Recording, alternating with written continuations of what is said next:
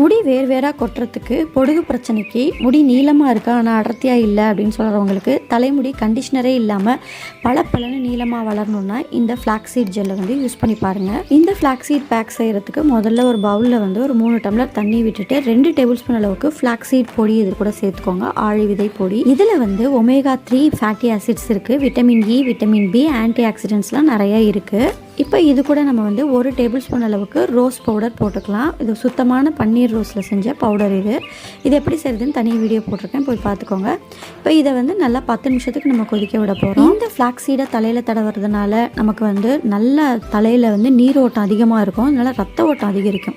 ரத்த ஓட்டம் அதிகரிக்கிறதுனால ஆட்டோமேட்டிக்காக நம்மளோட முடி வளர்ச்சியும் அதோட அடர்த்தியும் அதிகமாகிடும். ரோஸ் பவுடர் எதுக்காக சேர்க்குறோம்னாக்கா நமக்கு முடிக்கு வந்து நல்ல வாசனையை கொடுக்கும், தவிர நம்ம முடி வளர்ச்சியும் இது நல்லாவே நிமிஷம் நல்லா கொதிச்சதுக்கப்புறம் இதை இறக்கி வச்சுட்டு இது ஓரளவு சூடாக இருக்கும் பொழுது இதை நம்ம வந்து வடிகட்டிடணும். ஒரு மஸ்லின் கிளாத் போட்டு கொஞ்சம் நேரம் ஆற விட்டிங்கன்னா இதை வடிகட்டுறது ரொம்பவே கஷ்டம். அதனால் ஓரளவு சூடாக இருக்கும் பொழுது இதை வடிகட்டி எடுத்துக்கலாம்.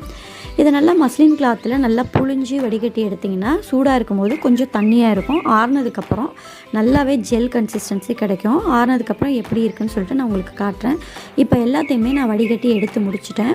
இப்போ இது கூட நான் வந்து விட்டமின் இ ஆயில் கேப்சூல் சேர்த்துக்க போகிறேன். ரெண்டு சேர்த்துக்கிறேன். இது வந்து நம்ம தலையை ட்ரை ஆகாமல் பார்த்துக்கும், நல்லா ஸ்ட்ராங்கான ஹேரை வந்து கொடுக்கும், நல்லா ஷைனிங்கான ஹேரை கொடுக்கும், நல்லா முடி வளர்ச்சியை தூண்டி விடும். இதை நல்லா மிக்ஸ் பண்ணதுக்கப்புறம் இது வலுவலுன்னு நல்லா ஜெல் மாதிரி இருக்கும். தலையில் அப்ளை பண்ணுறதுக்கு ரொம்ப சூப்பராக இருக்கும். இதை வந்து நான் தலையில் எப்படி அப்ளை பண்ணுறது, எப்படி வாஷ் பண்ணுறதுன்னு இப்போ சொல்கிறேன்.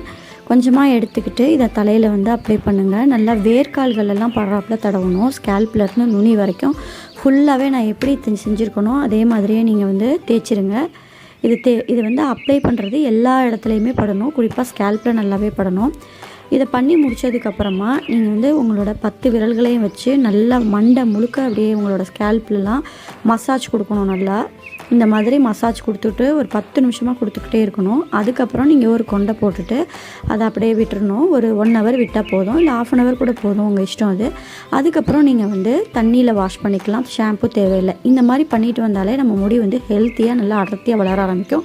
முடி கொட்டுறதெல்லாம் நின்றுடும். முடியை நல்லா அலசினதுக்கப்புறம் நல்லா சாஃப்டாக இருந்தது, ஷைனிங்காக இருந்தது, நல்லா பவுன்ஸியாக அடர்த்தியாக தெரிஞ்சது முடி. இந்த பேக்கை வாரத்தில் 2 நாளாவது ட்ரை பண்ணால் தான் நல்ல ரிசல்ட் கிடைக்கும். இந்த பதிவு உங்களுக்கு பிடிச்சிருந்ததுன்னா நீங்கள் லைக் பண்ணிவிட்டு, ஷேர் பண்ணிவிட்டு, சப்ஸ்கிரைப் பண்ணிவிட்டு ஃபாலோ பண்ணுங்கள். தேங்க்ஸ் ஃபார் வாட்சிங்.